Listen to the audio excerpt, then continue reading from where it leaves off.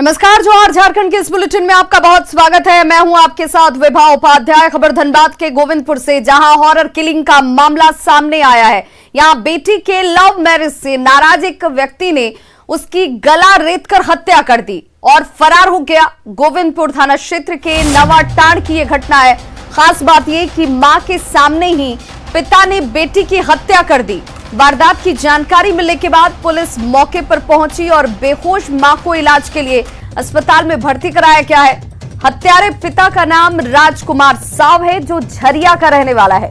Police के मुताबिक 9 महीने पहले राजकुमार की बेटी ने घरवालों की रजामंदी नहीं होने के बावजूद भी प्रेम विवाह कर लिया, जिससे राजकुमार साव नाराज चल रहे थे और जमीन दिखाने के बहाने बेटी को ले जाकर हत्या कर दी गई।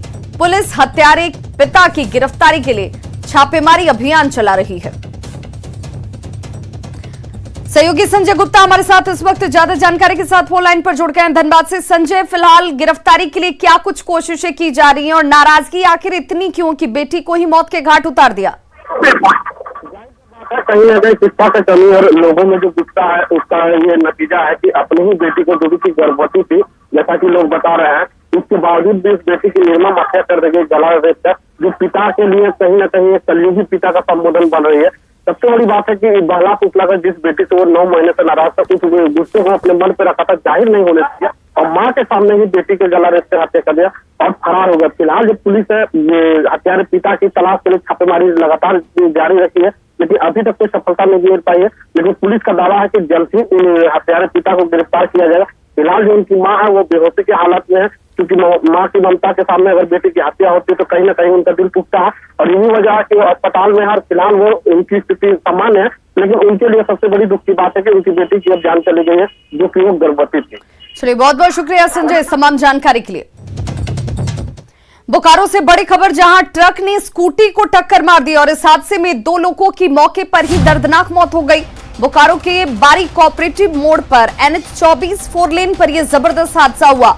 दुर्घटना में एक बुजुर्ग का शरीर क्षत-विक्षत हो गया, वहीं दूसरे व्यक्ति की दर्दनाक मौत हुई है। अभी तक मृतकों की पहचान हालांकि नहीं हो पाई। इधर हादसे के बाद नाराज लोगों ने सड़क जाम कर दिया और फिलहाल समझाने बुझाने के बाद पुलिस जो है यहां पर इस जाम को हटाने की कोशिश कर रही है। सिटी थाना क्षेत्र के बारी कोऑपरेटिव मोड़ के पास की यह घटना, तस्वीरें आपके सामने, जहां पर इस हादसे के बाद आक्रोशित लोगों ने सड़क जाम लगा दिया है।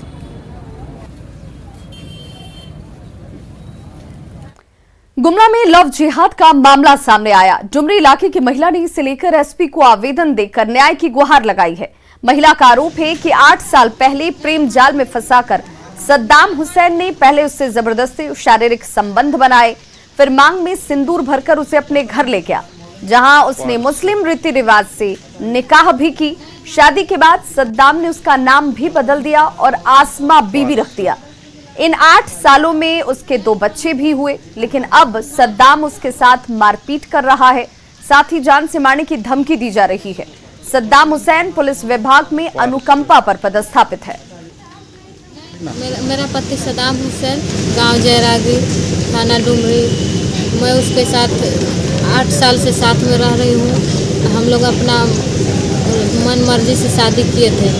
पहले अच्छा से रखेंगे बोल के हमसे लव किया, फिर बाद में हम जानने लगे कि उसका व्यवहार कैसा है करके हम अपना किनारे हो जा रहे थे, तो बीच बाजार में हमको सिंदूर भर दिया और घर में घसीट कर लाया। फिर भी हम रात में भाग के गए थे।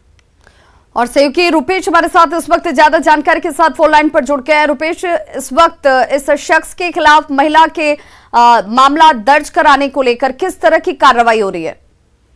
जी, आपको बता दें कि डुमरी थाना क्षेत्र के 24 वर्षीय महिला ने कल एसपी ऑफिस में आके आवेदन दिया था।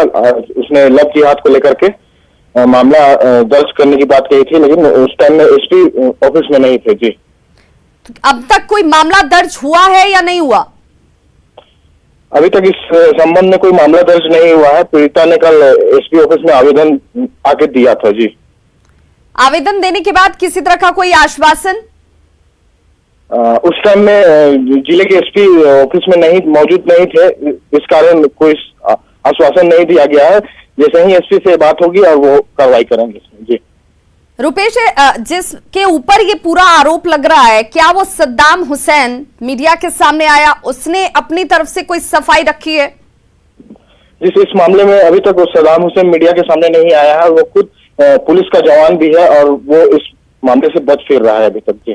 क्या अधिकारियों से आपकी कोई बातचीत हो पाई कि इस मामले में किस तरह की कार्रवाई की जा रही है? क्या उस शख्स से पूछताछ शुरू हो पाई? एफआईआर अब तक क्यों दर्ज नहीं हो पाई? कल का ये मसला है, आज तक मामला दर्ज नहीं हुआ, इसके पीछे की क्या वजह? अधिकारी कुछ कह रहे हैं जी। जब इस संबंध में हमने अधिकारियों से बात करने की कोशिश की गई तो उनसे बात नहीं हो पाया है, जिस कारण। चलिए रुपेश, आप इस खबर पर नजर बनाए रखिए, आगे भी जानकारी लेंगे। तो देखिए किस तरीके से एक महिला जो है वो अपने पति के ऊपर गंभीर आरोप लगाती हुई कि उसे अब जान से मारने की धमकी दी जा रही है। यह शख्स इस वक्त अनुकंपा पर पुलिस विभाग में ही कार्यरत है। देवघर में इस बार भी भक्तों की भीड़ बोल बम के नारे नहीं लगा पाएगी। ये नारे यहां लोग नहीं सुन पाएंगे क्योंकि कोरोना की तीसरी लहर को देखते हुए देवघर में श्रावणी मेले के आयोजन को मंजूरी नहीं दी गई और इसे लेकर डीसी ने पंडा धर्म रक्षणी सभा के अध्यक्ष और पुरोहितों से मुलाकात की। मंदिर में ऑनलाइन वर्चुअल दर्शन के लिए जरूर व्यवस्था की जा रही है। श्रद्धालु घर बैठे टीवी या फिर सोशल साइट्स के जरिए बाबा वैद्यनाथ के दर्शन जो है वो कर पाएंगे। बिहार झारखंड से संबंधित सीमा पर चेक पोस्ट लगाए गए हैं। वहीं श्रद्धालुओं को रोकने के लिए जिला प्रशासन की तरफ से जोर शोर से तैयारियां की जा रही हैं। वैश्विक महामारी को देखते हुए श्रद्धालुओं को यहाँ प्रतिबंध लगाया गया है क्योंकि हम सभी लोगों की जिम्मेदारी है कि तीसरी लहर को हम लोगों को रोकनी है। ऑनलाइन दर्शन जो है सुबह और शाम को कैसे किया जाए उसके संबंध में हम लोग कोशिश कर रहे हैं, क्योंकि सुबह की पूजा 1 घंटा और शाम की 1 घंटा जो है हम लोग करने के लिए इसका तैयारी कर रहे हैं। तो देखिए देवघर में इस बार भी भक्तों की भीड़ बोलबम के नारे नहीं लगा पाएगी। कोरोना की तीसरी लहर को देखते हुए फैसले से तीर्थ पुरोहित समाज के साथ ही श्रद्धालु जो हैं वो नाखुश नजर आ रहे हैं। बाबा मंदिर के पास सरकार के फैसले के बाद लोगों की राय जानने की कोशिश की संवाददाता मनीष दुबे ने। देवघर बैद्यनाथ नगरी में इस वर्ष भक्तों की भीड़ बोल बम के जयकारे लगाते नजर नहीं आएंगे। राज्य सरकार के द्वारा कोरोना महामारी के तीसरे लहर को देखते हुए मंदिर को बंद रखने का निर्णय लिया गया है। उसके साथ ही ऑनलाइन वर्चुअल दर्शन की सुविधा कराई गई है। यहाँ के तीर्थ पुरोहित समाज के लोग हमारे साथ हैं और उनसे जानेंगे कि ऑनलाइन दर्शन जो इस बार सुविधा कराई गई है उससे आपकी क्या राय है? हमारी तो सबसे बड़ी राय है कि इसको बंद किया जाए, क्योंकि हमारी पंडा समाज पूरा भूखे मर जाएगा। क्योंकि ऑनलाइन से दर्शन होता है तो हम लोग अपना मोबाइल से दर्शन कराते हैं शंकर जी को, तो कम से कम हम लोग को कुछ उत्पत्ति होता है, कुछ प्राप्ति होता है जजमान के द्वारा। और अगर सरकार ऑनलाइन कराएगी तो हम लोग को कुछ नहीं मिलेगा। तो इसके लिए हम सबसे पहले मुख्यमंत्री जी को निवेदन करते हैं कि इनको बंद कराया जाए। क्या सुरक्षा व्यवस्था की बात करें तो यहाँ पे चाक चौबंद सुरक्षा व्यवस्था लगाई गई है। पुलिस प्रशासन की नियुक्ति मंदिर द्वार पर की गई है ताकि श्रद्धालु को अंदर आने से रोका जा सके। ऑनलाइन से कैसे हम खुश हैं, उससे हम एकदम नहीं खुश हैं। ताकि जब तक से मेरी मूर्ति की दर्शन नहीं होगी तो ऑनलाइन तो हम कहीं से भी कर सकते हैं, उसके फोटो कहीं से ले सकते हैं। इसका कोई मतलब ये रहा है? ये सरकार तमाशा लगाई हुई है। एक आदमी जाकर दर्शन नहीं कर सकता था। एक आदमी श्रद्धालु कहाँ से अमेरिका, रूस, जापान, थाईलैंड से आ रहे हैं, ये क्या तमाशा लगी हुई है, हम समझ नहीं पाते हैं। रविवार को तारापीठ दर्शन करने के लिए गया था, वहाँ कोई नियम नहीं है, एकदम अनसमान भीड़ है, कोई कोरोना प्रोटोकॉल भी नहीं है। हम लोगों ने मांग किया मुख्यमंत्री महोदय से कोरोना प्रोटोकॉल को जो वैक्सीन ले चुका है उसका नियम का पालन करते हुए कुछ सीमित संख्या में दर्शन कराया जाए। उसे भी सुने कि श्रद्धालु भी बता रहे हैं कि इस निर्णय से नाखुश हैं कि जब तक बाबा का दर्शन ना किया जाए ऑनलाइन तो कहीं से भी दर्शन कर सकते हैं। ऐसे में ये बहुत ज़रूरी है कि लोगों को आमदनी के भी ध्यान में रखते हुए सीमित संख्या में लोग मंदिर को खोलने की मांग कर रहे हैं। मनीष दुबे, न्यूज़ 18, देवघर। नदी, तालाब और डैम पर आशियाना बनाने वालों की अब खैर नहीं है। जी हां, हाईकोर्ट के आदेश के बाद राजधानी रांची में अतिक्रमण करने वालों की शामत लाने की पूरी तैयारी की जा रही है।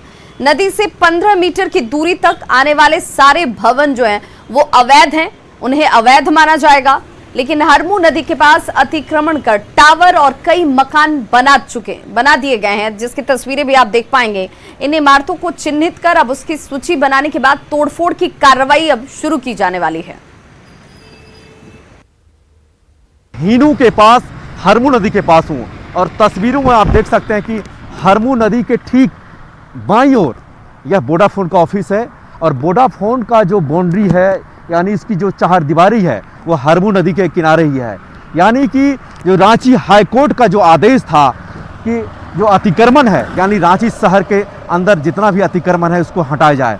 अब तस्वीरों के माध्यम से मैं ठीक अपने दाईं ओर दिखा सकता हूं कि ये होटल इमराल्ड है, उसका भी बाउंड्री हरमू नदी के किनारे बना हुआ है। यानी कुल मिलाकर के देखें तो पूरा का पूरा जो हरमू नदी है वह अतिक्रमण हो चुका है। कैमरामैन संजीत तिवारी के साथ निरंजन, न्यूज़ 18 रांची। पलामू से बड़ी खबर, जहां पर रिमांड होम से एक बाल कैदी फरार हो गया है। बुधवार की रात ये बाल कैदी जो है वो फरार बताया जा रहा है रिमांड होम से। एक दिन पहले 3 कैदी फरार हुए थे और एक दिन बाद ही दूसरा कैदी भी फरार हो जाता है। रिमांड होम की सुरक्षा व्यवस्था पर अब गंभीर सवाल खड़े होने शुरू हो गए हैं। सहयोगी संजय भारती हमारे साथ ज्यादा जानकारी के साथ पलामू से जुड़ गए हैं। संजय भारती, पहले 3 कैदी फरार होते हैं और उसके अगले दिन ही फिर एक और कैदी फरार हो जाता है, तो फिर यहाँ पर सुरक्षा व्यवस्था किस तरह की है या सब कुछ भगवान भरोसे है? जी बिल्कुल, क्योंकि बहुत बड़ा सवाल है कि एक ही दिन में 2 घटनाएं हो रही हैं। एक दिन पहले ही 3 बाल कैदी फरार हो गए थे और बीती रात फिर एक बाल कैदी फरार हो गया है रिमांड होम से। तो ऐसे में सवाल उठ रहा है कि पहले भी 4 महीनों में ये चौथी बार है जब बाल कैदी फरार हो रहे हैं। तो लगातार इस तरह की घटनाएं पलामू के रिमांड होम में हो रही हैं। एक बड़ा सवाल है सुरक्षा को लेकर के, क्योंकि बार बार इस तरह की घटना होना एक ये बताता है कि सुरक्षा कहीं ना कहीं ढीली पड़ रही है। रिमांड होम के कोई अधिकारी इस वक्त किसी तरह का बयान दे रहे हैं, सामने आ रहे हैं? कल ही जब 3 कैदी फरार हुए थे, 3 बाल कैदी फरार हुए थे, तो एसडीएम खुद निरीक्षण के लिए आए हुए थे और जिला कल्याण पदाधिकारी नीता चौहान भी वहां मौजूद थी और उन्होंने निरीक्षण करने के बाद सुरक्षा के कड़े इंतजाम करने के निर्देश भी दिए थे। मगर अभी तक डीएम के निरीक्षण के बाद अगर इस तरह की गलती होती है, इसे गलती भी नहीं कहा जाएगा, ये कहा जाएगा कि जानबूझकर लापरवाही बरती गई, तो क्या अब इन अधिकारियों के ऊपर कोई कार्रवाई भी होगी? बिल्कुल विभाग, क्योंकि निरीक्षण के बाद भी अगर चूंकि कल ही एसडीएम साहब ने निरीक्षण किया है और एसडीएम के निरीक्षण के तुरंत बाद ही रात में एक और बाल कैदी फरार हो गया है, तो एक लापरवाही ही है, क्योंकि इससे तो लापरवाही ही कहा जा सकता है, क्योंकि यह इस तरह की घटनाएं बार बार हो रही हैं। अधिकारियों के निरीक्षण के बाद भी ये घटनाएं घटित हो रही हैं। चलिए, बहुत बहुत शुक्रिया संजय भारती इस तमाम जानकारी के लिए। बिहार के महाराजगंज सांसद जनार्दन सिंह सिग्रीवाल से ठगी के आरोपी अतुल शक्ति को साहिबगंज से गिरफ्तार कर लिया गया है। क्लोन चेक बनाकर जनार्दन सिंह सिग्रीवाल के खाते से 89 लाख रुपए की निकासी कर ली गई थी। बताया जा रहा है कि पटना पुलिस ने साहिबगंज पुलिस के साथ मिलकर आरोपी अतुल शक्ति को साहिबगंज रेलवे स्टेशन से गिरफ्तार किया।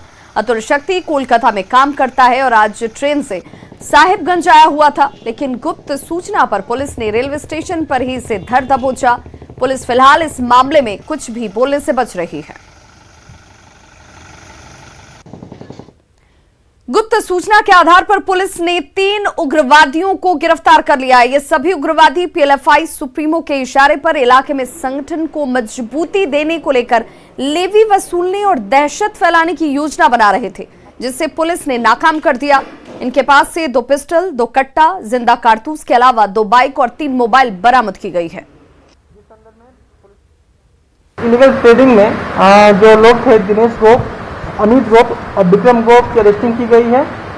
इनके पास से 2 देसी पिस्टल, 2 देसी कट्टा और 82 राउंड रिकवरी की गई है। पूछताछ के क्रम में ज्ञात हुआ है कि ये लोग इस हथियार की सप्लाई पीएलएफआई सुप्रीमो दिनेश गोप और उनके सहकर्मियों को देने वाले थे और उनका पर्पज था कि जिस तरह से झारखंड पुलिस की कार्रवाई से पीएलएफआई अपना अस्तित्व के लिए संघर्ष कर रहा है, हर उसकी चोट खानी पड़ रही है। जेएमएम की ओर से अचानक एक बड़ा दावा किया गया है। दावा ये कि बीजेपी ने 2 साल पहले ईवीएम हैक का सौदा किया था, वो भी इजरायली कंपनी से। अब सवाल है कि बीजेपी ने जब सौदा किया था तो जेएमएम की जीत आखिर कैसे हो गई? पूरी रिपोर्ट देखिए। मॉनसून सत्र के शुरू होते ही जासूसी कांड का जिन्न बाहर आया, लेकिन झारखंड की हेमंत सरकार तो एक कदम आगे ही निकल गई। झारखंड मुक्ति मोर्चा की ओर से दावा किया गया है कि बीजेपी ने 2019 में दुबई के अल बुर्ज खलीफा होटल में ईवीएम हैक करने का सौदा किया था। सुनिए जेएमएम के केंद्रीय महासचिव सुप्रियो भट्टाचार्य का हैरान करने वाला ये दावा। हम लोगों के पास में कुछ सूचनाएं हैं जो समय आने पर हम लोग सार्वजनिक करेंगे कि भारतीय जनता पार्टी के शीर्ष नेता और चुनाव प्रबंधक लोग दुबई के अल बुर्ज खलीफा होटल में रहे थे। उस वक्त भी इजराइल की एक कंपनी इसी तरह की उनके साथ उनका सौदा हुआ था और ईवीएम को हैक करने का सौदा हुआ था। सुना आपने, ये दावा इसलिए हैरान करता है क्योंकि 2019 के विधानसभा चुनाव में झारखंड मुक्ति मोर्चा और उसके गठबंधन को जीत मिली थी। बावजूद इसके ईवीएम का ये राग सियासत की समझ से परे है। झारखंड मुक्ति मोर्चा के नेता बेबुनियाद आरोप लगाने के लिए एक्सपर्ट माने जाते हैं। अब इन्होंने आरोप लगा दिया कि ईवीएम की हैकिंग हुई थी। अब इन्हें बताना चाहिए कि 2019 के चुनाव में हमने प्रचंड बहुमत हासिल किया था लोकसभा में। उसी वर्ष दिसंबर में इन्होंने बड़ा बहुमत हासिल किया विधानसभा के चुनाव में। तो क्या उस समय भी ईवीएम की हैकिंग हुई थी दुबई में इजराइल की कंपनी से, जिसमें इनकी जीत मिली थी? बीजेपी की माने तो जनता के भरोसे को चकनाचूर करने वाला जेएमएम अब झूठ की नैया पर सवार होकर हकीकत से मुंह चुराने की कोशिश में जुटा है। न्यूज़ 18 के लिए रांची से ओम प्रकाश और निरंजन कुमार की रिपोर्ट। और अब देखते हैं झारखंड 2020।